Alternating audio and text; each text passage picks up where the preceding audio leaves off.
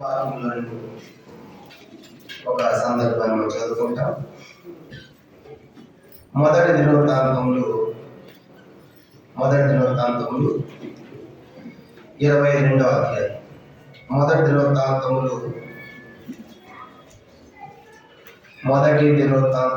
22వ అధ్యాయము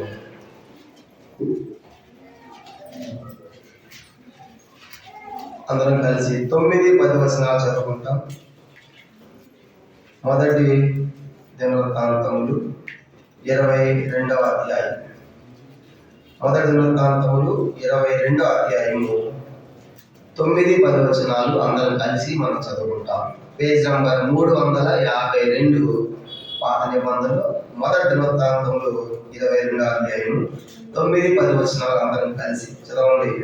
నీకు పుట్టబోవ కుమారుడు సమాధానకర్తగా చుట్టూ ఉండు అతని శత్రువులు అందరినీ నేను తోలివేసి అతని సమాధానం కలుగలేదు. అందువల్ల అతని సొలొమోను పేరు పెట్టబడు. అతని దినములు ఇశ్రాయేలుకి సమాధానము విశ్రాంతి దయచేయదు.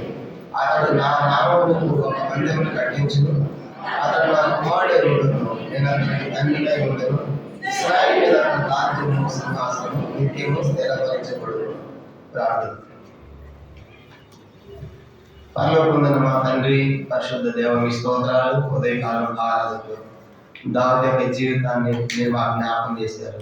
గొర్రెలు కాసే దావీదును ఎంత గొప్ప రాజుగా చేశావు. నీ సంకల్పం ఎంత గొప్పదో. దరిద్రులను దీనులను పెద్ద గొప్ప మీద లేవనెత్తి అధికారులతోనూ ప్రధానులను కూర్చొని పెట్టాలని మీ ఉన్నతమైన సంకల్పాన్ని బట్టి మీ స్తోత్రాలు. ఉన్నతమైన ఆశైన దేవుడిగా ఉండి అలాంటి ఆలోచనలు మా విషయమే కలిగి మమ్మల్ని కూడా రాజులని యాదులు సమూహంగా చేయడానికి కాదు, మా కొరకు ఈ లోకానికి వచ్చి కాల్చిన రక్తం ద్వారా మా ప్రతి పాపం కడిగి మమ్మల్ని కూడా ఆ రాజ్యంలో చేర్చారు ప్రభా. రాజు యాదులు సమూహంలో చేర్చారు కూడా. అందుకే మీకు వందనాలు చెల్లించుకుంటున్నాం.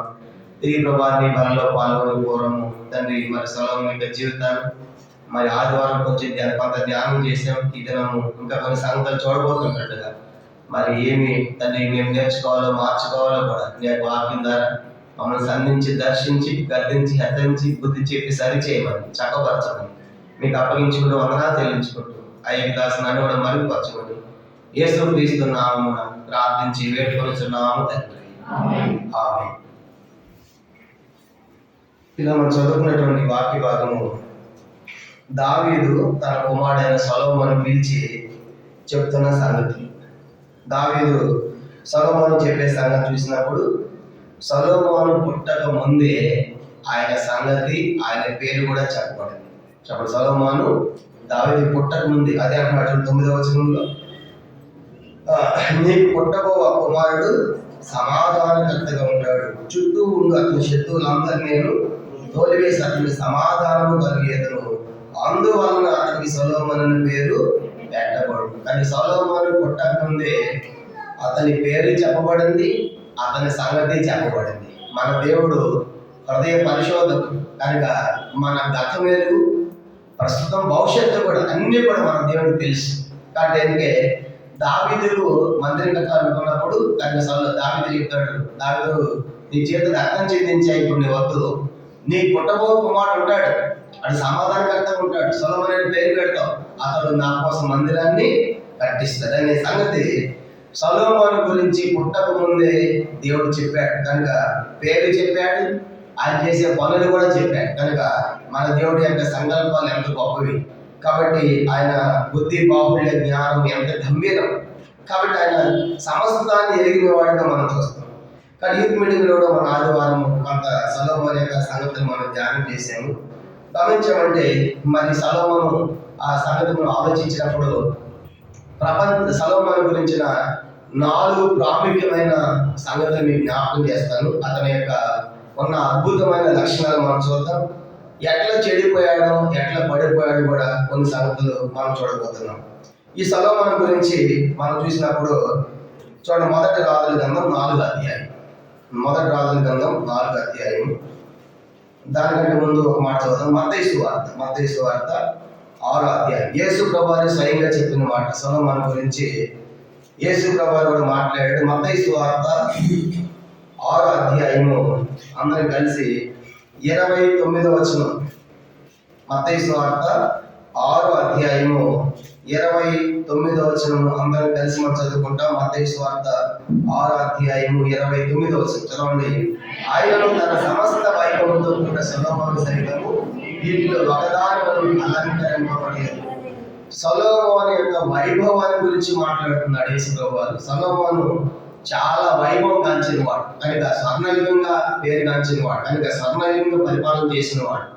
యేసు ప్రభువు ఎంత వైభవంగా ఉన్నాడు సొలొమోను అని మాట్లాడాడు. తర్వాత సొలొమోను జ్ఞానాన్ని గురించి ప్రభు చెప్పాడు. మత్తయి సువార్త 12వ అధ్యాయం, మత్తయి సువార్త 12వ అధ్యాయము 42వ వచనం చదువుకుంటాం. మత్తయి సువార్త సొలొమోను యొక్క వైభవం గురించి చెప్పాడు, ఎంత గొప్పవాడో చెప్పాడు. తర్వాత మత్తయి సువార్త 12వ అధ్యాయం 42వ వచనం చివరి భాగం చూడండి. ఆమె సొలొమోను జ్ఞానం ఏంటంటే భూమి అంతా వచ్చింది. ఇదిగో సొలొమోను కంటే గొప్పవాడు ఇక్కడ ఉన్నారు. కనుక ఆ దినాల్లో సొలొమోనే చాలా జ్ఞానవంతుడు అని చాలా మంది సొలొమోను చూడటానికి వచ్చారు, ఆయన జ్ఞానాన్ని తెలుసుకోవాలని వచ్చారు. అలా వచ్చింది శాపదేశపు రాణి కూడా. ఆమె గురించి మాట్లాడుతూ ఆమె సొలొమోను జ్ఞానాన్ని గురించి విని చూడాలని వచ్చింది. అయితే సొలొమోను కంటే గొప్పవాడు ఇక్కడ ఉన్నాడు అని ప్రభు మాట్లాడాడు. కానీ ఈ రెండు సందర్భాలు సొలొమోను యొక్క వైభవాన్ని గురించి యేసువారు ప్రస్తావించాడు. తర్వాత సొలొమోను యొక్క జ్ఞానాన్ని గురించి కూడా ప్రభు వారు ప్రస్తావించినట్లుగా మనం చూస్తాం. సొలొమోను ఎంత జ్ఞానవంతుడంటే మొదటి రాజుల గ్రంథము 4వ అధ్యాయం, మొదటి రాజులు 4వ అధ్యాయము చూడండి. మొదటి రాజుల గ్రంథం 4వ అధ్యాయం 32వ వచనం చదువుకుంటాము. మొదటి రాజుల గ్రంథం 4వ అధ్యాయము 32వ వచనం.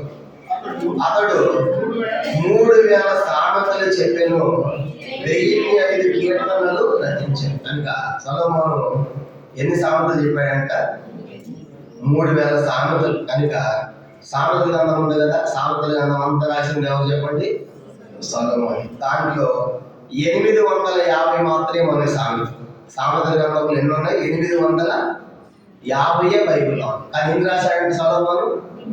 3000. మరి మిగతా ఎక్కడ అంటే మిగతా మనకు అవసరం లేదని ముందు గేట్లో ముందు జరగండి, స్థలం ఉంది కదా. మనం గమనించామంటే అక్కడ రాయబడింది 850 మాత్రమే.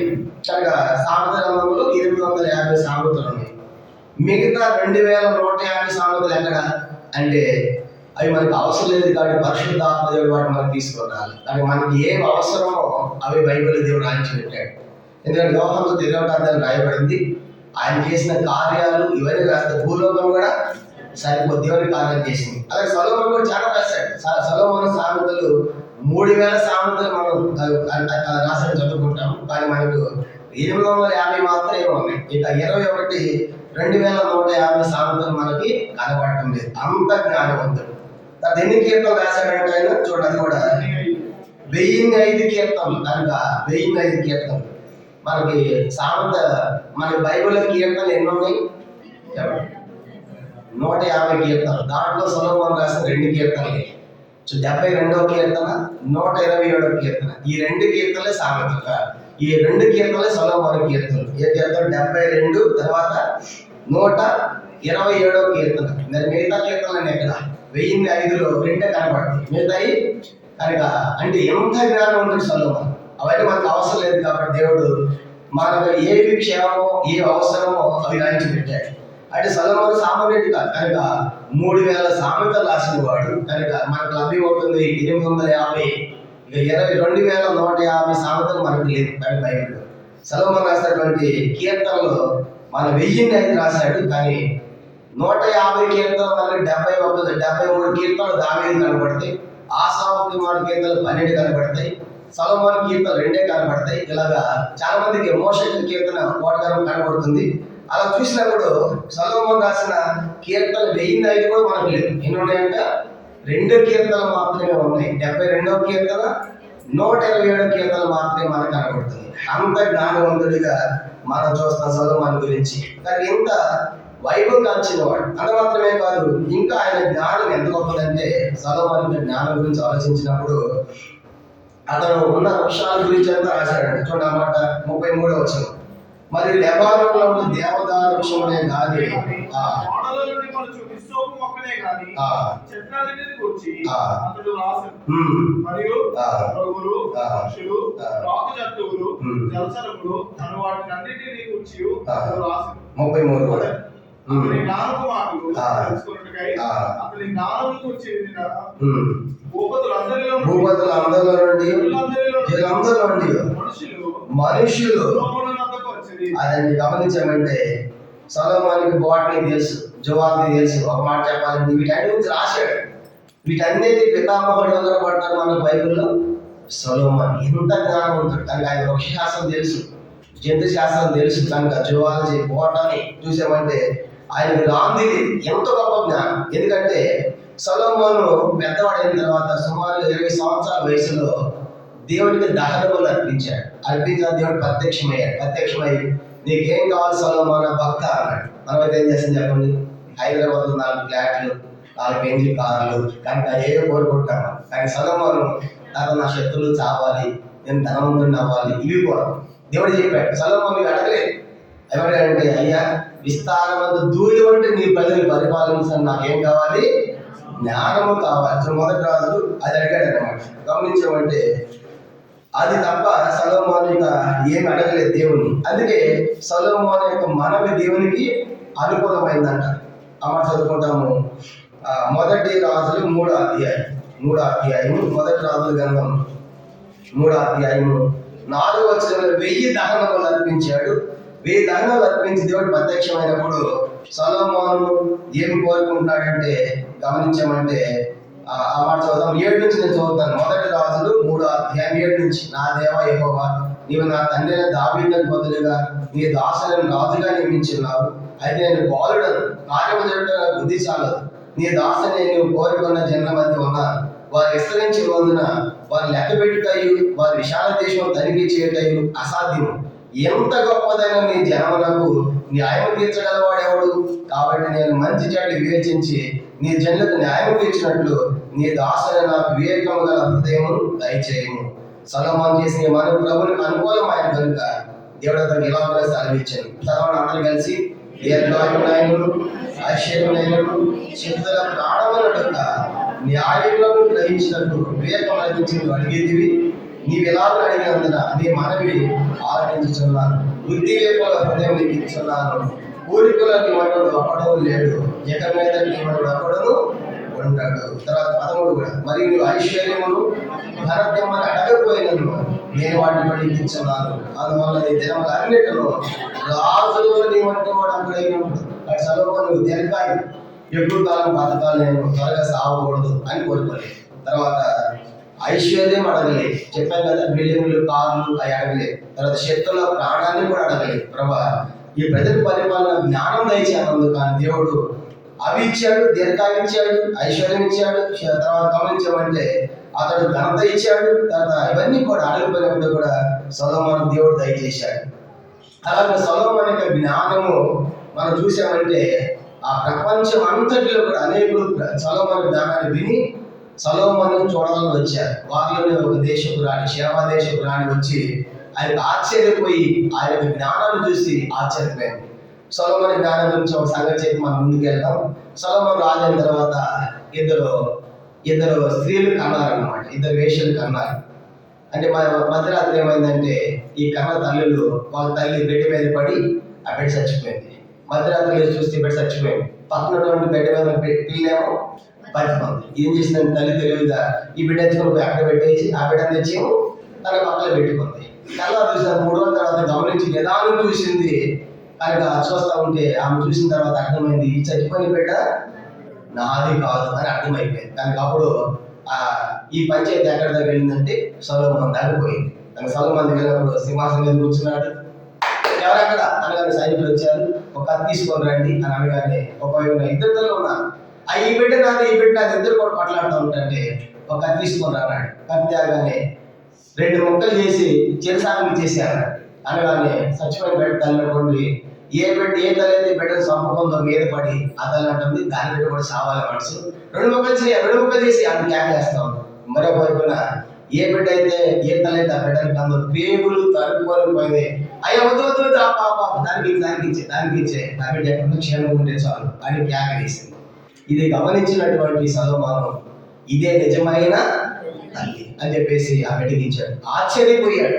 వచ్చిన పండితులు అందరూ చూశాడు, ఎట్లా మీరు జడ్జిమెంట్ ఇస్తాడు, ఎలా తీర్పు తీరుస్తారని ఆలోచించినప్పుడు అంత గొప్ప జ్ఞానాన్ని దేవుడు సొలొమోనుకి ఇచ్చాడు. కనుక అందుకే సొలొమోను ఆలోచించినప్పుడు జ్ఞాన విషయంలో టాప్లో ఉన్నాడు. కనుక జ్ఞాన విషయంలో సొలొమోను కంటే జ్ఞానం కలిగిన వాడు లేడు. ఆయన బాటనీ, జువాలజీ అన్ని శాస్త్రాలు తెలుసు, రాశాడు. ఎన్నో కీర్తనలు రాసిన వాడు, కనుక సామెతలు రాసిన వాడు, అంత వైభవం కాల్చిన వాడిగా సొలొమోను యొక్క జ్ఞానం మనకి కనబడతా ఉంది. కాబట్టి జ్ఞానవంతుడిగా ఉన్న సొలొమోను యొక్క జీవితం మనం జ్ఞాపకం చేసుకుంటే, ఇక రెండో సంగతి చూసినప్పుడు సొలొమోను జ్ఞానం గురించి కాకుండా రెండో విషయం మనం ఆలోచించినప్పుడు సొలొమోను యొక్క ఆస్తి లేదంటే ఐశ్వర్యం గురించి ఆలోచిస్తూ ఉంటే ప్రభు చెప్పాడు కదా, సొలొమోను యొక్క వైభవం అన్నాడు. ఏంటి ఆయన వైభవం? చూడడం మాట చదువుతాము. మొదటి రాజుల గ్రంథం 10వ అధ్యాయం 21వ వచనం చదువుకుంటాం. మొదటి రాజులు 10వ అధ్యాయము 21వ వచనం. మరియు రాజైన సొలొమోను పానపాత్రలు బంగారుపై ఉండేవి చాలండి. కనుక మొదటిదేమో సొలొమోను జ్ఞానంలో టాప్ 1లో ఉన్నాడు. రెండవది సొలొమోను యొక్క ఐశ్వర్యం, ఆస్తి మనం చూసామంటే సొలొమోను తాగే పానపాత్రలు అంటే పానపాత్రలు అంటే ఏంటి? గ్లాసు. కనుక ఏంటంటే ఆయన తాగే గ్లాసు అంటే చెప్పండి. మన చెయ్యంటే బంగారం తాగేవాడు రోజు పేరు పట్టాడు. సొలొమోను తాగే గ్లాసులు ఏంటంట బంగారం గ్లాసులో నీళ్ళు తాగుతాడు. అమ్మో, గ్లాసులు బంగారం. ఆలోచించండి ఎంత వైభవం చూసారా. దానికి తాగే గ్లాసులు బంగారం. కాబట్టి మనము ఏం తాగుతుంది చెప్ప మనకి మరి రాగి గ్లాసులు ఉన్నాయా? ఇప్పుడు ఉన్నాయి రాగి గ్లాస్ కొంతమంది. మీకు జనాలు ఉండే గ్లాసులు ఏంటి మనకి?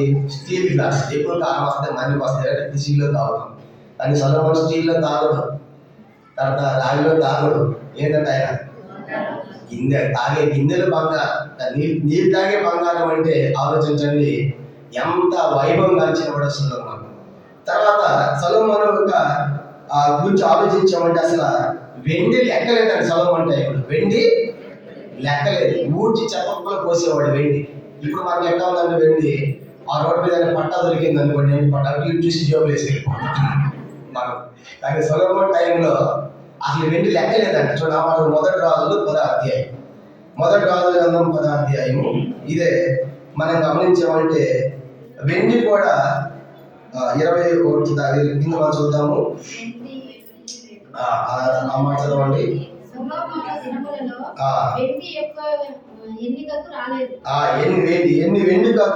వెండి ఎన్నికకు వచనం చెప్పండి. అది 21 లాస్ట్. సొలొమోను దినములలో వెండి ఎన్నికకు అంటే లెక్కలేదన్నమాట. వెండి అంటే చెప్పండి. ఇప్పుడు వెండి దొరికి వదులుతాం మనము, చెప్పాం కదా జోబులేసి వెళ్ళిపోతాం. కానీ సొలొమోను టైంలో వెండి అంటే లెక్కలేదు. ఇంకా మనం గమనించామంటే 27వ వచనం 27 రాజు యెరూషలేములో వెండిని రాళ్ళంత విస్తారముగా, రాళ్ళు ఎట్లా ఉంది అట్లా ఉన్నంత వెండి అంత విస్తారము. ఇవన్నీ సొలొమోను వైభవం. కనుక ఆయన తాగేటువంటి గిన్నెలో పానపాత్రలు బంగారం కనబడుతుంది. తను గమనించామంటే ఇంకో సంగతి మీకు చెప్పాలి. సొలొమోను ఎంత గొప్ప ధనవంతుడంటే తాగే పాత్రలు ఏమని చెప్పుకున్నాము? బంగారం అని చెప్పుకున్నాము. మరి సొలొమోనుకి సంవత్సరానికి ఎంత బంగారం వస్తుందంట? చదవండి. 10వ అధ్యాయం 14 వచ్చింది. మొదటి రాజుల గ్రంథం 10వ అధ్యాయం 14 వచ్చింది. ఏటేటా సొలొమోనుకు వచ్చే బంగారము 1332 మణుగుల కాదండి. అదంట ఒక సంవత్సరానికి సొలొమోనుకు వచ్చే బంగారం ఎంతంటే 1332 మణుగుల ఎత్తు. అంత బంగారం వస్తుంది. అది కేజీలో ట్రాన్స్ఫర్ చేసుకుంటే ఎంత వస్తుందంటే 18,125 కేజీలు.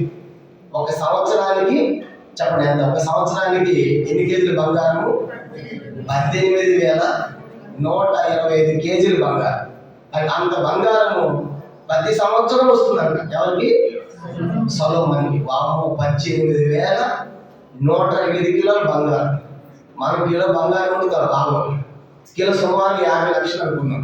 కిలో బంగారం 50 లక్షలు అంటే చూడండి, 50 ఇంటూ 50 లక్షలు ఇంటూ 18,108 కిలోలు కొట్టాలి. అంటే సంవత్సరానికి అంత వస్తుంది సొలొమోనుకి. ఒక సంవత్సరానికి ఎంతకాలం బతికాడు ఆయన? ఎంతకాలం రాసి ఉన్నాడు? 40 సంవత్సరాలు. ఇప్పుడు 40 ఇంటూ 18,108 కిలోలు కొట్టాలి. కొట్టామంటే ఇప్పుడు ఆదాబీలు అమ్మాలి ఎవరు సాడు. అంత గొప్ప ఐశ్వర్యం, అంత గొప్ప ధనవంతుడు సొలొమోను.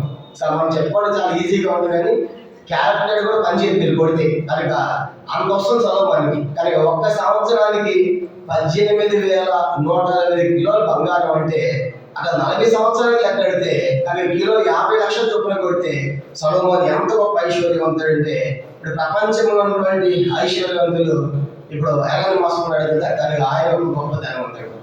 అలాంటి ఎలాన్ మస్క్ ఆయన రెండో వాడు, ఆయన కూడా ఉన్నాడు పెద్ద గొప్ప ధనవంతుడు.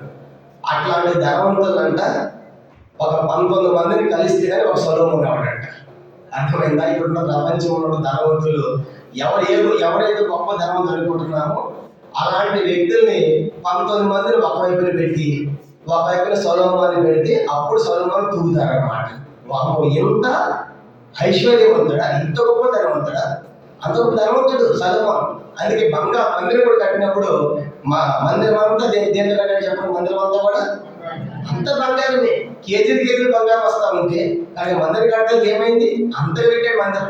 తాగే పాత్రలే బంగారం అయితే మేము ముందు చూస్తాం దేవుడు ఎంతగా ప్రేమించాడు సొలొమోను, మనం ఆశ్చర్యపోతాం. అలాగా అతను 1 కేజీ 50 లక్షలు వేసుకుంటే కనుక అతనికి అతను లాంటి ధనవంతుడు మనకు సొలొమోనుకి ముందు కానీ వెనక కానీ మనకు ఎవరు కనపడ్డారు. అంటే సొలొమోనుతో ఎవరిని పోల్చడానికి వీలు లేదు. అంత గొప్ప ధనవంతుడిగా మనం చూస్తాం. ఇంత గొప్ప ఐశ్వర్యం కనుక సొలొమోనుకి కలిగిందిగా మనం జ్ఞాపకం చేయబడతాం. చాలా 2 విషయాలు చూసాం. ఒకటి, సొలొమోను జ్ఞానంలోనే టాప్ కనుక మొదటి స్థానంలో ఉన్నాడు. దేవుడు ఆయనకి ఇచ్చాడు. రెండో సంగతి మనం చూసినప్పుడు సొలొమోను యొక్క ఐశ్వర్యం, ఆస్తి చూసుకుంటే సొలొమోనుతో సమానమైన వాడు ఒక్కడు కూడా. ఎందుకంటే ఒక సంవత్సరానికి 10,332 మనుగులు ఎత్తు బంగారం అంటే అది కేజీలో ట్రాన్స్ఫర్ చేసుకుంటే 18,125 కిలోలు. 125 కిలోలు అంటే చూడు, 1 కిలో బంగారం ఉంటేనే మనము కానీ ఎంత ఆశ్చర్యపోతే ఎంత సంతోషిస్తాం. కానీ ఇప్పుడు సొలొమోనుకి 1 కిలో కాదంటే ఒక సంవత్సరానికి వచ్చే బంగారం 18,125 కిలోలు. అర్థమైందా? కానీ అంత బంగారం కనుక అట్లాంటి వైభవం కాల్చిన సొలొమోను యొక్క చరిత్ర మనం చూస్తాం. అలాగా ఆ ఐశ్వర్య విషయంలో కూడా అలా ఉన్నాడు. ఆయన తాగే పాత్రలు బంగారమే. దేవుడి మందిరం కట్టించాడు, అది కూడా బంగారమే. అలా సొలొమోను యొక్క వైభవం సాగినట్లుగా మనకు జ్ఞాపకం చేయబడతా ఉంది.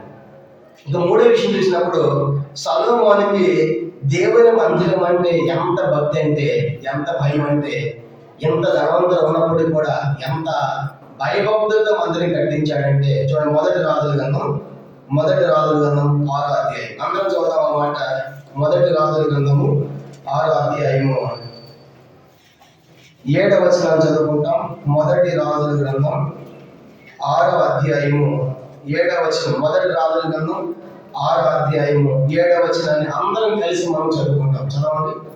అయితే మందిరము కట్టు సమయమున అది ముందుగా సిద్ధపరచిన రాళ్లతో కట్టబడి మందిరం కట్టు స్థలమున శుద్ధి వడ్డలి మొదలైన పనిముట్లతో ఎంత మాత్రమును వినబడి. మందిరం ఎట్లా కట్టించాడు సొలొమోను? ముందుగా సిద్ధపరిచి తెచ్చిన రాళ్లతో కట్టించాడు. అంటే తర్వాత మందిరంలో ఏ శబ్దం లేదంట, శుద్ధి కానీ వడ్డలి కానీ. కనుక ఇక్కడ సౌండ్లు చేయకూడదు. కనుక మందిరాలు కట్టాలి. మనం రేగిళ్ళు వేస్తేనే అప్పట ఎన్ని సౌండ్లు. కనుక రేగిళ్ళు కడితే ఎన్ని శబ్దాలు. ఎంత సంతోషం మనకు. మాకు ఇల్లు ఉంది, రేగిళ్ళు. ఇంకా బిల్డింగ్ కట్టి అసలు ఆగు. కనుక ఇప్పుడు సొలొమోను కట్టేది బంగారంతో కూడా ఉంది. ఏం చెప్పాడు? పని వాళ్ళు పిలిచి ఈ కట్టే మందిరము దేవునికి, ఇక్కడ ఎవడో కూడా శబ్దాలు చేయకూడదు, బట్టలి పని కానీ శుద్ధి శబ్దం కానీ రాకూడదు. అది ఏం చేయాలి? మొట్టమొదట ఇవన్నీ కూడా అక్కడే బయట తొలుచుకుని అక్కడే కొట్టి సైజులు తీసుకొచ్చి ఇక్కడ పెట్టాలన్నమాట. అంత దూరం తీసుకొని పోవాలి మందిరం. ఇప్పుడు టావీ మేస్త్రి ఏం చేస్తాడు? ఇల్లు కట్టేటప్పుడు, గోడ కట్టేటప్పుడు ఇక్కడ దాకా వచ్చింది అనుకోండి, టాపిక్ మేస్త్రి ఆ సొంతలో చిన్న మొక్క పెట్టాలి, ఇటుకలు ఏం చేస్తాడు ఆయన అక్కడే కొట్టి, ఇప్పుడు సలోమోను అక్కడ కొట్టకూడదు, ఏం జరిగింది వాళ్ళు అంత దూరం తీసుకుని పోయి మళ్ళీ అక్కడ కొట్టి అక్కడ తీసుకొచ్చి పెట్టాలి. అట్ట కట్టారు మందిరం. ఎందుకు సలోమోనుకి?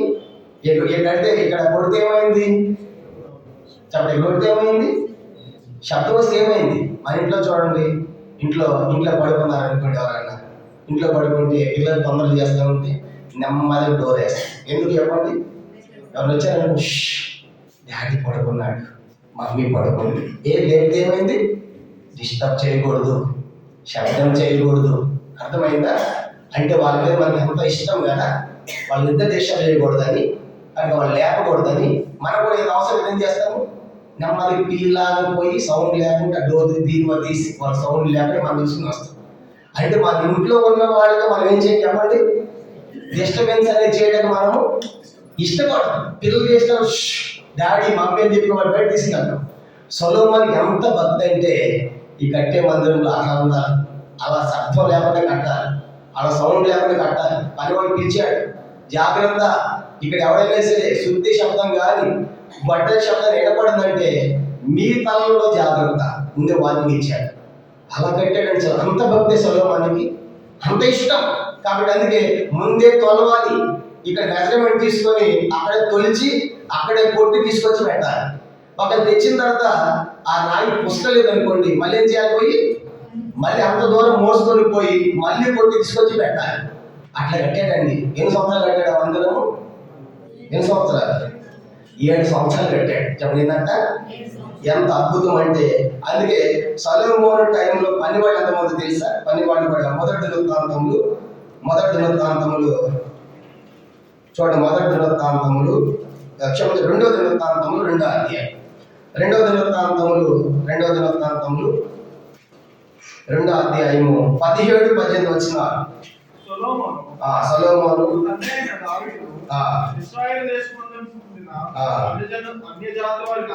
అన్యజాతులందరినీ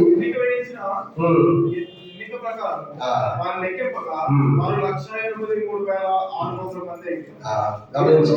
వీరిలో 18 వీరిలో పౌరులు మోయటకు 70,000 మందిని 80,000 మందిని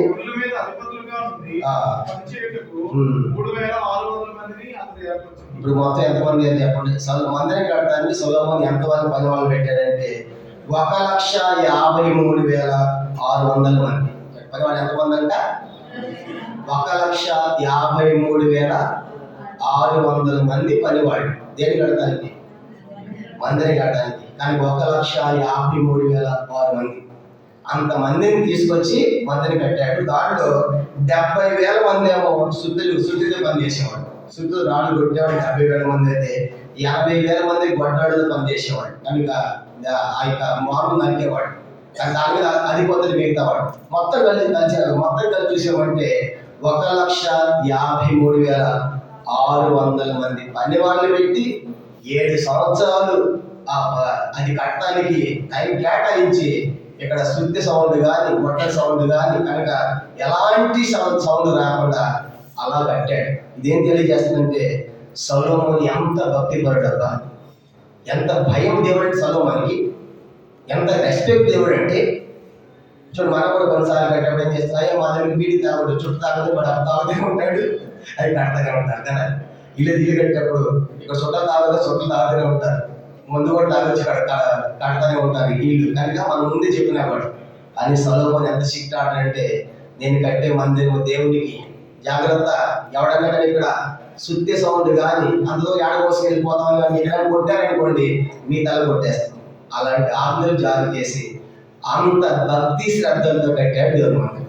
ఇదేం తెలియజేస్తుందంటే సొలొమోను యొక్క భక్తి ఎంత గొప్పది. అలా కూడా మన జీవితాలు చూడండి. మందిరం అయిపోయిందంటే అక్కడ కీసి చేపల మార్కెట్ లాగా కేకలు గొడవలు తమ్మి మనం ఎట్టబడుతుంది మందిరం అంటే. కానీ సొలొమోను టైంలో పీస్ఫుల్ కనుక, అందుకే సమాధానం అంతగా ఉంటాడు కనుక అది ముందే చెప్పాడు. ఆయన పేరు చెప్పాడు, ఆయన మందిరం కట్టే సంగతి చెప్పాడు, కనుక ఆయన కన్నంతా చెప్పాడు ముందు దేవుడు. కాబట్టి సొలొమోను యొక్క భక్తి కూడా మనం చూసినప్పుడు మనము ఆశ్చర్యపోతాం. కాబట్టి సొలొమోను జ్ఞాన విషయంలో టాప్లో ఉన్నాడు, రెండోది ఐశ్వర్య విషయంలో కూడా టాప్ లోనే ఉన్నాడు. భక్తిలో కూడా సొలొమోను టాపే. అటువంటి కట్టిన మందిరాలు, సౌండ్ లేకుండా కట్టిన మందిరాలు చెప్పండి ఎవరైనా. కనుక అక్కడ అన్ని కూడా కనుక కిస్ బుస్ అని చెప్పేసి తీసుకొచ్చి కంకర వచ్చి ఎన్నో సౌండ్. మందిరాలు సంగతి ఎందుకంటే వెళ్ళి కడితే ఎంత శబ్దం, అవి ఎప్పుడైపోతుందో ఇల్లు అనుకుంటాం. పక్కన కూడా చోటు మూసుకోవాల్సిందే. అన్ని కేకలు, అన్ని శబ్దాలు. కానీ సొలొమోను కట్టిన దేవుని యొక్క మందిరము అక్కడ ముందే తొలిచి అక్కడే మెజర్మెంట్ తీసుకుని ఆడ తొలిచి వచ్చి ఇక్కడ రాళ్ళు పెట్టి కట్టించాడు. అలా కట్టాడు. ఇదేం తెలియజేస్తుందంటే 1,53,600 మంది పనివాళ్ళు 7 సంవత్సరాలు పెట్టి శబ్దం లేకుండా కట్టాడు దేవుని యొక్క మందిరం. ఇది సొలొమోను యొక్క భక్తికి నిదర్శనం. ఎంత భక్తి పట్టనేది ఈ ఒక్క మాట మనకు అర్థమవుతుంది. కనుక అంత భక్తి సొలొమోను. అవును కానీ నా దేవుని మందిరంలో సౌండ్ రాకూడదు, శబ్దం రాకూడదు అని అలా దేవుని ప్రేమించి అలా కట్టినట్టు మనం చూస్తాం. కానీ ఇప్పుడు మనం 3 విషయాలు చూసాం. ఒకటి సొలొమోను యొక్క జ్ఞానము, కనుక టాప్ లో ఉన్నాడు. రెండో సొలొమోను యొక్క ఐశ్వర్యము, మూడో సొలొమోను యొక్క భక్తి, సొలొమోను యొక్క భక్తి. కనుక భక్తులు కూడా టాప్ లోనే ఉన్నాడు. కనుక అట్లా దేవుని మందిరాన్ని ప్రేమించాడు, బంగారంతో కట్టించాడు. కట్టే మందిరం కూడా అని చెప్పిన పని ఏంటంటే ఇక్కడ శబ్దాలు లేకుండా అట్లా ముందుగానే తొలిచి రాళ్ళు తీసుకొచ్చి మందిరం కట్టించాడు. అలాగూ కట్టించినట్టుగా మనం చూస్తాం. తర్వాత సొలొమోను యొక్క ఆ దేవుని గురించి ఎలా స్వార్థ ప్రకటించాడు చూడండి. సొలొమోను తన దేవుని గురించి గొప్పగా చెప్పాడు. 2 దినవృత్తాంతములు 2 దినవృత్తాంతములు 2వ అధ్యాయం 2 దినవృత్తాంతములు 2వ అధ్యాయము 5వ వచనం అందరూ కలిసి 2 దినవృత్తాంతములు ఇది 4వ సంగతి. 2 దినవృత్తాంతములు 2వ అధ్యాయము 5వ వచనము అందరం కలిసి చదవండి. నేను కట్టించే మందిరము గొప్పదిగా ఉండును, మా దేవుడు సకలమైన దేవతల కంటే మహనీయుడు కనుక ఆకాశములు మహాకాశమైన ఆయన మందిరం కట్టించడానికి చాలనే వాడేవాడు. ఆయన సన్నిధిని ఆయన మందిరం కట్టించడానికి నేను ఏమాత్రం వాడు దోపవేటిగా నేను ఆయనకు మందిరం కట్ట ఆలోచి ఉన్నాను. కానీ ఇప్పుడు సొలొమోను ఏమని కనిపిస్తున్నాయంటే నేను కట్టించే మందిరం గొప్పదిగా ఉండును. అది గొప్పగా ఉండాలి, జగత్తులో ప్రపంచంలో గొప్పదిగా ఉండాలి. ఎందుకంటే మా దేవుడు సకలమైన దేవతల కంటే మహనీయుడు. ఇదేంటి సువార్త ప్రకటిస్తున్నాడు. మా దేవుడు ఎట్లాంటి వాడు తెలుసా? మహనీయుడు, గొప్పవాడు. కనుక సొలొమోను రాజులు సువార్త ప్రకటించిన వాడు. ఆయన దేశం కోసం ఈ మందిర సమయంలో ప్రతి సమయంలో అందరు రాజులు ఆహ్వానించాడు సొలొమోను. ప్రతి దేశానికి వెళ్ళాడు. ఆ రాజులు ఆహ్వానించి వాళ్ళు చెప్పే పత్రికలు ఏమని రాస్తారంటే చెప్పే సంగతి మా దేవుడు సకలమైన దేవతల కంటే మహనీయుడని సువార్త ప్రకటించిన వాడండి. తన దేవుడి నుంచి గొప్పగా చెప్పిన వాడు. చెప్పేప్పుడన్నా చెప్తున్నాం మన దేవుడి గురించి, మన దేవుడు ఎంత గొప్పవాడో చెప్తున్నామా? చెప్పాలి. అందుకే రాయబడింది మీరు తిని ఈ పాత తాగుని ఎక్కడ ప్రభుత్వానికి ఆయన మరణంను ప్రచురించాలి మనం. కాబట్టి సొలొమోను అలాగిన తన దేవుని గురించి గొప్పగా చెప్పాడు. చాలాసార్లు మనం దేవుని గురించి సిగ్గుపడతా ఉంటాం. సువార్త చెప్పాలంటే క్రైస్తవులు అనుకుంటారేమో, క్రైస్తవులు నమ్ముకున్నాం అనుకుంటారేమో, తక్కువ కులం అనుకుంటారేమో అని క్రైస్తవులమని బయట చెప్పుకోవడానికి సిగ్గుపడే వాళ్ళు ఎంతో మంది ఉన్నారు. కనుక ఆయన సొలొమోను ఎట్లాంటి వాడు కాదు. సొలొమోను నీకంటే మందిరం గొప్పది ఉండాలన్నాడు. తర్వాత మా దేవుడు సకలమైన దేవతల కంటే ఆయన ఎంతో గొప్పవాడు కనుక ఈయన సజీవుడు కనుక చాలా గొప్ప దేవుడు, పెద్ద దేవుడు అని చెప్తూ మళ్ళీ గర్వించకుండా అతిశయించకుండా మందిరం నేను కట్టాను అంటలేదు. మనం ఏం చేస్తాం చెప్పండి? సొలొమోను లాగా మనం కట్టామనుకోండి మందిరం, కాళ్ళు ఎగబెట్టుకుని నేనంటేమో తెలుసా బంగారు మందిరం కట్టాను అని చెప్పుకునేవాడు మనం అయితే. కానీ సొలొమోను ఏమంటాడంటే నేను ఏమాత్రం వాడయ్యా నీకు మందిరం కడతానికి. ఏం సొలొమోను తాగి గిన్నెలు బంగారం కదా, నీకు కాలం అంతా బంగారమే కదా, మందిరం అంతా బంగారమే కదా. కానీ ఇప్పుడు సొలొమోను కాళ్ళు ఎగబెట్టి కనుక నేను తప్ప నాలంటే మంది ఎవడు కట్టలేడు అని చెప్పి అనాల్సింది. ఆ దేవుని దగ్గరికి వెళ్ళిన తర్వాత అయ్యా ఎంత గొప్ప దేవుడు ప్రభా, నువ్వు ఆకాశం మహాకాశములు పట్టజాలు, నేనేం మాత్రం వాడు. కానీ గర్వించకుండా అతిశయించకుండా తాను తగ్గించుకొని నేను కట్టే మందిరం ఏ పాటికి వెళ్తున్నాడు. ప్రపంచంలో అందరూ ఏమో గొప్ప మందిరం మనం చెప్పుకుంటాడు. సొలొమోను ఏమంటున్నాడు? నేను కట్టే మందిరము ఇది ఏ పాటిది. సొలొమోను ఎంత తగ్గింపు మనం చెప్పగలం. మనదు మందిరం ఏదైనా చిన్న మందిరం కడితేనే మనం తట్టుకోలేము. కనుక గొప్పగా చెప్పుకుంటామే. కనుక మా మందిరం లిఫ్ట్లు ఉన్నాయి, మా మందిరం ఏసీలు ఉన్నాయి, మాకు ఎన్ని ఫ్లోర్లు ఉన్నాయి, అబ్బాయి ఎన్ని చెప్పుకుంటామో ఇది మనం అయితే. కనుక సొలొమోను చెప్పుకున్నా అయితే నేను ఏ పార్టీ వాడు. కనుక నేను ఎంత మాత్రం నీకు మందిరం కడతాను, బంగారు మందిరం కట్టాలనుకుంటున్నాడు ఆయన. చూసారా? కాబట్టి సొలొమోను యొక్క తగ్గింపు ఎంత గొప్పది. దేవుడి సన్నిధికి వెళ్ళిన తర్వాత వాస్తవాన్ని నిజంగా సొలొమోను చెప్పింది వాస్తవమే. దేవుడు ఆ మందిరంలో నివసించాడు. కనుక మొదటి రాజుల గ్రంథం 6వ అధ్యాయం, మొదటి రాజులు 6వ అధ్యాయం, మొదటి రాజులు 6వ అధ్యాయం అదే ప్రార్థన చేస్తాడు. మొదటి రాజుల గ్రంథం 8వ అధ్యాయము 27వ వచనం. మొదటి రాజుల గ్రంథం 8వ అధ్యాయము 27వ వచనం. మొదటి రాజు 8వ అధ్యాయం 27. నిశ్చయముగా దేవుడి లోకం నివాసం చేయడు, ఆకాశ మహాకాశం సైతం పట్టజాలము, నేను కట్టించిన ఈ మందిరము ఎలాగూ కొట్టు. మందిరం కట్టిన తర్వాత అంటాడు, ఈ నిశ్చయముగా దీంట్లో కట్టం. కనుక నీకు మన బంగారంతో కట్టాను కానీ దీంట్లో నీ ఎక్కడ కూర్చుంటావు? దేవుడు కూర్చోబెట్టాలంటే ఆకాశం అంత సింహాసనం వేయాలంట. అది అంటాడు, ఆకాశమున పాదపీఠము, ఆకాశమున సింహాసనం, భూమి దేవుడు కూర్చోబెట్టి ఆకాశం సింహాసనం వేయాలి. సొలొమోను కట్టడంలో ఏడేస్తే సింహాసనం, ఆకాశం సింహాసనం ఏడబడుతుంది. అది నిజంగా నువ్వు పట్టవయ్యా. కానీ మన మందిరం ఎందుకు? అదే 2వ దినవృత్తాంతం 2వ అధ్యాయం చెప్పాడు. మందిరం ఎందుకంటే 2వ అధ్యాయం 6వ వచనం అన్నాడు, ధూపం వేయటకే నేను ఆయనకు మందిరం కట్టదలుచున్నాను. నేను ధూపం వేయడానికి, కూడుకోవడానికి, ప్రార్థన చేయడానికి మందిరం, కానీ దేవుడు వచ్చి నేను నివాసం చేయడు. పట్టడు దాంట్లో ఆయన చూసిన. కనుక దాంట్లో పట్టడు ఆయన. యూదులకి మందిరం అంటే పిచ్చి ప్రేమ. ఈ రోజు వరకు కూడా మేము మందిరం కట్టాలి, మందిరం కట్టాలి, మందిరం కట్టాలి, 3వ మందిరం కట్టి తిప్పలు పడుతున్నారు. స్టెఫను చంపింది కూడా ఎందుకంటే అపోస్తలుల కార్యాలు స్టెఫను చంపింది కూడా ఆయన ఇదే చెప్పాడు, మీరు మందిరం మందిరం మందిరం పట్టారు కనుక దేవుడు మందిరంలో నివసింపడు. చూడండి, అపోస్తలుల కార్యము 7వ అధ్యాయం, అపోస్తలుల కార్యములు 7వ అధ్యాయం మనం చూసినప్పుడు స్టెఫను చంపిన కారణము ఈ మాట చెప్పాడు స్టెఫను.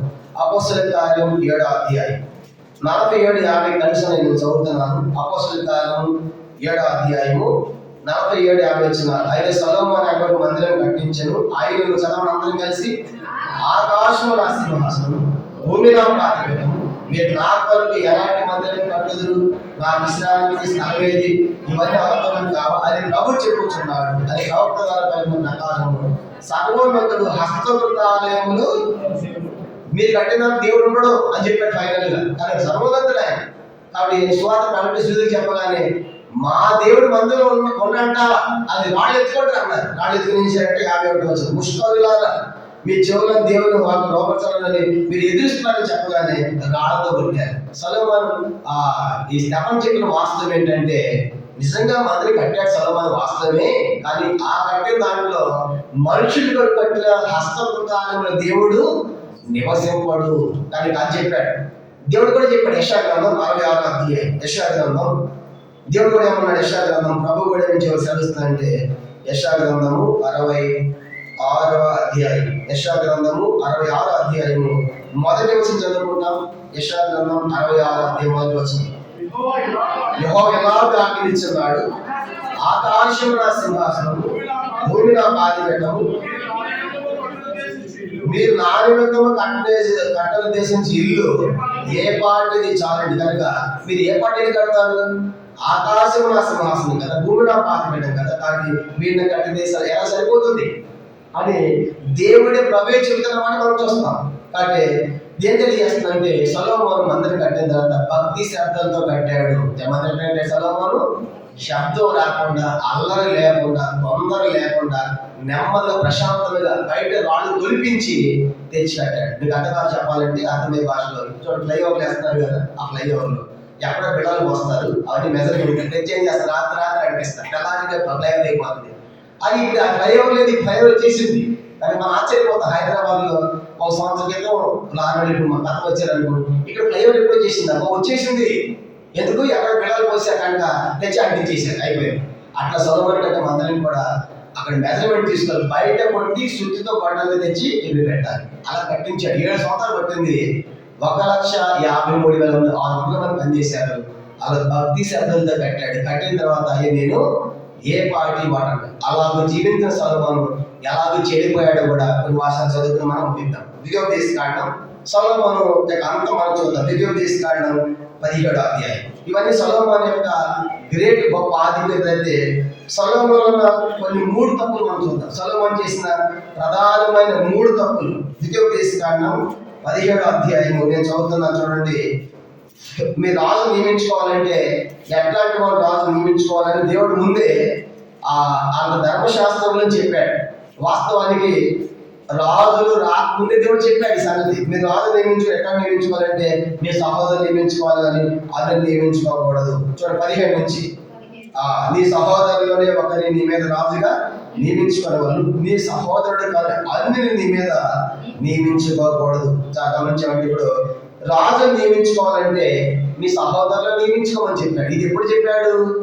ధర్మశాస్త్రంలో చెప్పాడు. రాజులు ఎప్పుడు వచ్చారు? రాజులు ఎప్పుడు వచ్చారంటే న్యాయాధిపతుల తర్వాత రాజులు వచ్చారు. ఎవరంట? అప్పుడు మరి అంతకుముందు రాజు ఎవరు ఇశ్రాయేలుకి? న్యాయాధిపతుల కంటే ముందు ఇశ్రాయేలు ప్రజలకు రాజు ఎవరు? దేవుడే రాజు. ఇప్పుడు ఎవరంట? అగ్ని సభలు నడిపించింది ఎవరు? మేఘ సభలు నడిపించింది ఎవరు? ఎరసభలు పాయన చేసింది ఎవరు? ఎడుకోవాలి కూల్చింది ఎవరు? దేవుడే వాళ్ళకి రాజుగా ఉన్నాడు. రాజుగా ఉన్నాడు. అట్లా న్యాయాధిపతులు దాకా దేవుడు రాజుగా ఉన్నాడు. చివరి న్యాయాధిపతి సమయంలో వస్తాడు. వచ్చినప్పుడు ఇశ్రాయేలు అందరూ వచ్చి మాకు రాజు కావాలి అంటారు. ఏంటంటే మాకు అందరూ కూడా మీకెందుకు దేవుడు రాజు కుదరదు. యోధేముకు రాజు ఉన్నాడు, సిరియాకు రాజు ఉన్నాడు, మోయాకు రాజు, మాకు కూడా సకల మహారాజు మాకు ఎవరు ఉండాలి? మాకు రాజు ఉండాలన్నాడు. అప్పుడు సమయంలో ప్రార్థన చేస్తాడు. ఇదంతా మొదటి సమయం 8వ అధ్యాయంలో ఉంటుంది. ప్రార్థన చేస్తాం. ప్రభావ ఇట్లా చేస్తాం ప్రభావ అంటే మరి బాధపడతా ఉండి సమయంలో నీవేం బాధపడదులే, వాళ్ళు విసర్జించేది నిన్ను కాదు, వాళ్ళని ఏడకుండా నన్ను విసర్జించారు. కానీ వాళ్ళు చెప్పు రాజును ప్రకటించు, ఎక్కడ రాజుతాడు చెప్పని చెప్పేసి అది మొదటి రాజు ఇశ్రాయేలు మొదటి రాజు సౌలుగా దేవుడే ఏర్పాటు చేస్తాడు. అంటే సౌలు రాకముందు దాకా రాజు చెప్పిన ఇశ్రాయేలుకి దేవుడే రాజు. కనుక దేవుడు రాజు దేవుడు మాకు వద్దని చెప్పేసి మనుషులు రాజు కోరుకున్నారు. అందుకే వాళ్ళు చెరలోకి వెళ్ళిపోయారు, నశించిపోయిన ఇశ్రాయేలు ప్రజలు.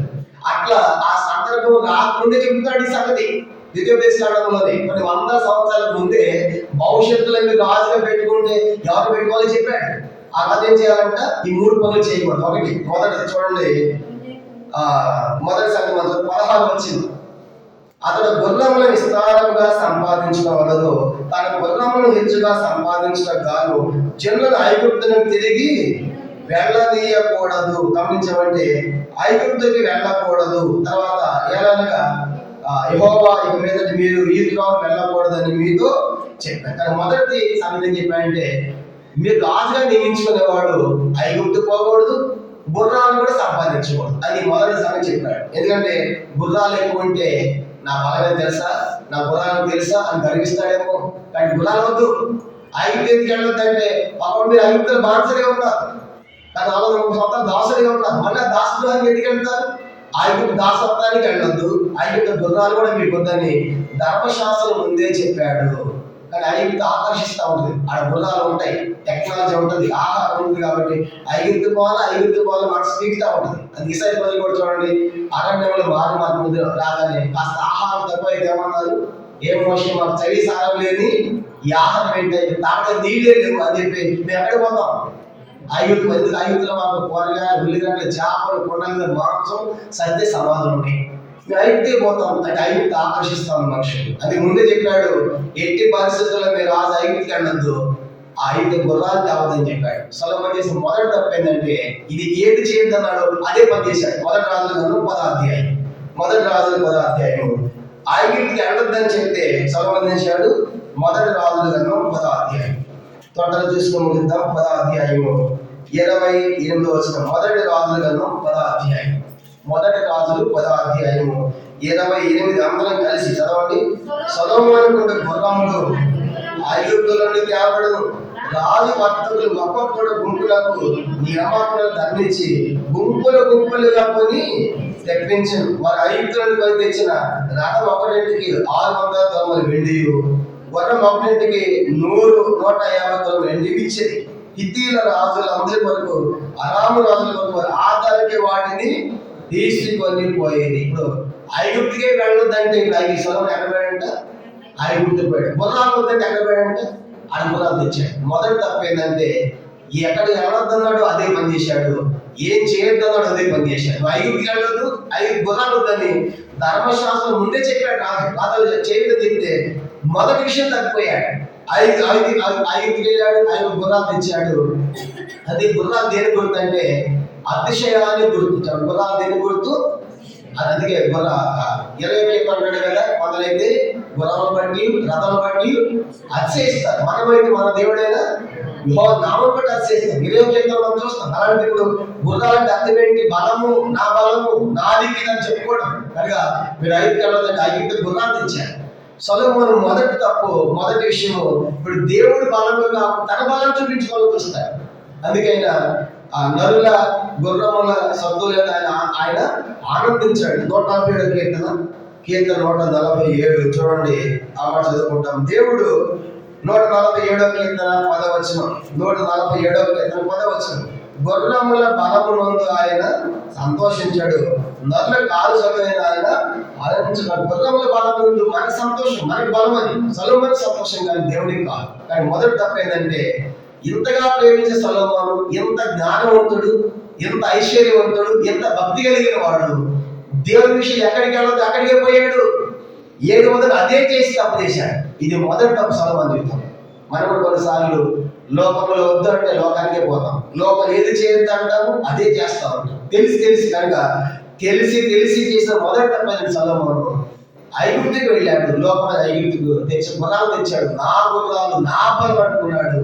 అనగా సొలొమోనుకి పతనం ప్రారంభమైంది మొదటి. రెండో తప్పు చూద్దాము. ద్వితీయోపదేశకాండం 17వ అధ్యాయం. ద్వితీయోపదేశకాండం 17వ అధ్యాయము 17వ వచనం. ద్వితీయోపదేశకాండం 17 చదవండి.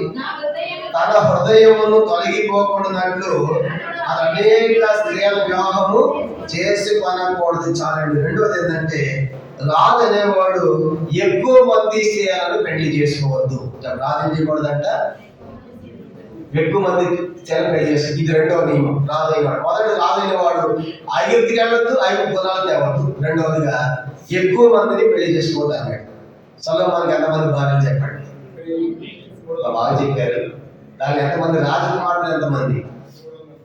700 మంది రాజకుమారులు చెప్పిన. 700 మంది, మిగతా ఉంచుకున్న ఉపపత్తులు 300 మంది. మొత్తం ఎంతమంది? 1000 మంది భార్యలు. ఆ దేశం వెళ్తాడు. ఆ దేశం వెళ్ళగానే రాజు సొలొమోను ఐశ్వర్యవంతుడు కదా, ధనవంతుడు కదా, జ్ఞానవంతుడు కదా, ఆయన అవసరాన్ని కూర్చోబెట్టగానే ఆ రాజు లోపల నుంచి రాజుగారి కుమార్తె మన దగ్గర టీ ఇస్తాం, వాళ్ళు ద్రాక్షాసలు ఇచ్చేవాడు. ద్రాక్షాసలు ఇస్తారు, గ్లాస్ తాగేవాడు.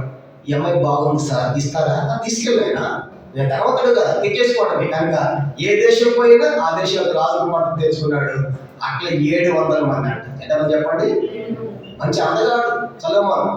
అందానికి అందం ఉంది, జ్ఞానానికి జ్ఞానం ఉంది, ధనానికి ఎవరికుండా ఉంటారని ఉంది చెప్పండి. కనుక అందుకే అందరు రాజులు ఇచ్చారు. తీసుకోలేక మా అమ్మాయిని తీసుకో, మా అమ్మాయిని తీసుకో. ఏ దేశం పోయినా ఆ దేశం రాజులు కలవడము, తన కుమార్తెను తెచ్చుకోవడం. అట్లా 700 మంది భార్యలు అయ్యారండి. ఎంతమంది చెప్పండి? ఇంకా వాళ్ళ దాకా ఉంచుకున్న వాళ్ళు 300 మంది, మొత్తం 1000 మంది. మొత్తం ఫిలిపిన్ తీశాడు, పూర్తి చేశాడు. 1000 మంది. దేవుడు చెప్పిన ధర్మశాస్త్రం రాజులు ఎట్లా ఉండాలి?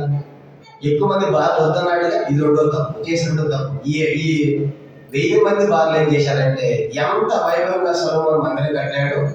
ఆ గుడి ఎదురుగా, ఈ మందిరం ఎదురుగా గుళ్ళు కట్టించారు. కనుక సాయంత్రం రాగానే ఏడ్చుకుంటే బాగా వచ్చేది. ఏం ఏడుస్తున్నావు? నోటి నాకు ఏంటంటే ఇష్టం లేదా? ఇష్టమే. మరి ఈ గుడి కట్టే నా గుడి కూడా కట్టు. అష్టోరథ గుడి, అమ్మోని గుడి, అట్లా ఏ దేశం నుంచి ఆ భాగ్యం వచ్చిందో ఆ దేవత ఏం కట్టాడు? అదే చేతితో గుళ్ళు కట్టాడు. అని ఎంత దౌర్భాగ్యం అయిపోయింది. ఏమైంది సొలొమోను? ఎట్టగట్టి ఎంత భక్తిగా జీవించిన వాడు ఏమైపోయింది? ఒకప్పుడు మందిరంలో శబ్దం అన్నాడు, తులసిరాలు తెచ్చేవాడు. అదే చేతి అడ్డగట్ట మందిరం, అదే చేతితో గుడి కట్టాడు. మొదటి రాజులు 11వ అధ్యాయం. మొదటి రాజులు 11వ అధ్యాయము. మొదటి రాజులు 11వ అధ్యాయం. మొదటి రాజులను 11వ అధ్యాయం నేను చదువుతాను, గమనించండి.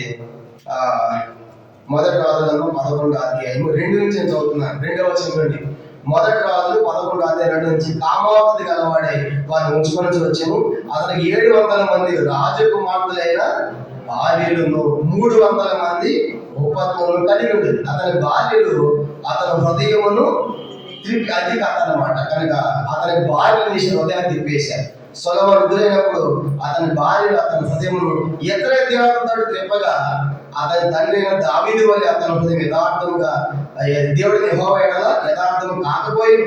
ఆ సొలొమోను అష్టారోతు సీదోనీల దేవతలు, మిల్కోము అమ్మోనీల దేవతలు, హేయమైన దేవతలను అనుసరించి నడిచెను. ఈ ప్రకారం సొలొమోను యెహోవా దృష్టికి చెడునట్టు నడిచి తన తండ్రి దావీదు అనుసరించి యథార్థ హృదయం యెహోవాను అనుసరింపలేదు. 7 సొలొమోను కెమోషను మోయాబీల హేయమైన దేవతకును, మొలేకుల అమ్మోనీల హేయమైన దేవతకును యెరూషలేము ఎదుట ఉన్న కొండ మీద బలిపీఠములను కట్టించెను. తమ దేవతలకు ధూపం వేయచ్చు బలు అర్పించున్న పరస్త్రీల తన భార్యను అలాగున చేశాను. సొలొమోను ఏం చేశాడంటే భార్యలు ఒక భార్య చౌక చెవి పెడితే రెండో చెవి పెడితే మొత్తాన్ని సొలొమోను చేశారంటే దానికి అడ్డాలు చేశారు. దానికి ఏ దేవుడికి మందిరం కట్టాడో దానికి ఆపోజిట్ లో అమ్మోనీయులు, మిల్కోము, కెమోషు అనేటువంటి దేవతలన్నిటి కూడా గుళ్ళు కట్టించారు. కనుక ఒక భార్యలని తిప్పలు పడతా ఉంటారు. కనుక 1000 మంది భార్యలు అంటే ఎక్కడ ఊహించదు సొలొమోను పాపం. కనుక కారణం ఏంటి? తిప్పలు పడ్డా కనుక కట్టించాడు సొలొమోను. అలాగూ ఏదైతే చేయదన్న రెండో తప్పకుండా చేశాడు. కనుక అనేక మంది భార్యలు వద్దు నాయనంటే అనేక మంది చేసుకున్నాడు. దీనికి వ్యతిరేకమైన పని చేశాడు సొలొమోను. తన పతనం ప్రారంభమవుతుంది. ఇది రెండవ సంగతి. మొదటిది 5 కళ్ళొద్దంటే 5 రూపాయలు, గుర్రాలు తెచ్చాడు. రెండవదిగా ఎక్కువ మంది స్త్రీలు వద్దంటే ఎక్కువ మంది 1000 మంది చేసుకున్నాడు. కనుక అలాగే తప్పిపోయాడు. మూడో చూద్దామా? ద్వితీయోపదేశకాండం 17వ అధ్యాయం. ద్వితీయోపదేశకాండం 17వ అధ్యాయం ఆఖరిది 17వ వచనం చూద్దాం. ద్వితీయోపదేశకాండం 17వ అధ్యాయము 17వ వచనం అందరూ కలిసి. మూడో తప్పు సొలొమోను చేసిన మొదటి తప్పు 5 గుర్రాలు తేవటం. రెండో తప్పు అనేక మంది భార్యలు చేసుకోవటం. మూడో తప్పు 17వ వచనం అతను తన హృదయం కలిగిపోతున్నట్లు అతను అనేక స్త్రీలు వివాహం చేసుకోకూడదు. ఆ తర్వాత వెండి బంగారం అతడు తన వరకు బహుగా విస్తరింపజేసుకోకూడదు. మూడోది ఏంటంటే రాజు అనేవాడు వెండి బంగారాలు సంపాదించుకోవద్దు అన్నాడు. దానికి సొలొమోనుకి ఏం చెప్తున్నాం మనం? సొలొమోను తాగే గిన్నెలే బంగారం వద్దంటే బంగారం సంపాదించాడు. కనుక ఎట్లా సంపాదించాడు? ప్రజల మీద పన్నులు వేసి ట్యాక్స్ వేసి వాళ్ళని పిండాడు ప్రజలు. అందుకే సొలొమోను రెహబాము రాజు అయిన తర్వాత వాళ్ళు వచ్చాడు, అయ్యా మీ నాయనమ్మ మా మీద భారమైన కాడి పెట్టాడు. ఏంటి భారమైన కాడి? పన్నులు, ట్యాక్స్. మీరు బంగారం ఇవ్వాల్సిందే వాడు. అనగా అలా ప్రజలు పిండి బంగారం వసూలు చేశాడు. అందుకే వాళ్ళు విసిగిపోయారు. సొలొమోను పాలన చివరిలో విసిగిపోయారు. కనుక అందుకొచ్చి వాళ్ళు మొదలుపెట్టుకుంటారు, మీరు చేసే కాస్త తగ్గిస్తే కనుక మీకు దాసులు ఉంటామని చెప్పారు. కానీ రెహబాము కూడా వినలేదు. అందుకే రాజ్యం దివాడు అయిపోయింది. అందుకే సొలొమోను ఏది సంపాదించుకోవద్దన్నాడో ఏం చేశాక అతడు వెండి బంగారం వద్దంటే బంగారం మీదే పడ్డాడు. కనుక విస్తారమైన బంగారం చెప్పాను కదా. సంవత్సరానికి ఎంత బంగారం అంటే 5 కేజీలు 18,185 కేజీల బంగారం ఒక సంవత్సరానికి. 40 సంవత్సరాలు ఏంటి అంత కొట్టండి ఎంత వస్తుందో. కనుక మన లెక్కలు కూడా రావు, క్యాలెండర్ కూడా చూపించదు ఆ సంఖ్య. అంత సంపాదించాడండి. కనుక అంత సంపాదించాడు. కారణం ఏంటంటే ధర్మశాస్త్రం రాయబడిన రాజుకి విరుద్ధమైన కార్యాలు సొలొమోను చేశాడు. ఈనాడు చూడండి, మంత్రులకి ముఖ్యమంత్రికి తక్కువ ఉంటుందా? వాళ్ళకి బంగారం లేకపోవచ్చు కానీ ఫ్లాట్ భూములన్నీ ఉంటాయి. పైకి మాత్రం మీకు సేవ చేస్తూ ఉంటారు. ఉంటుంది అంత దోసుకోవటమే. కానీ ఎక్కడ పట్టే కోటి ఎకరాలు కోట్లు ఉంటా ఉంటాయి. ఎకరాలు ఉంటా ఉంటాయి.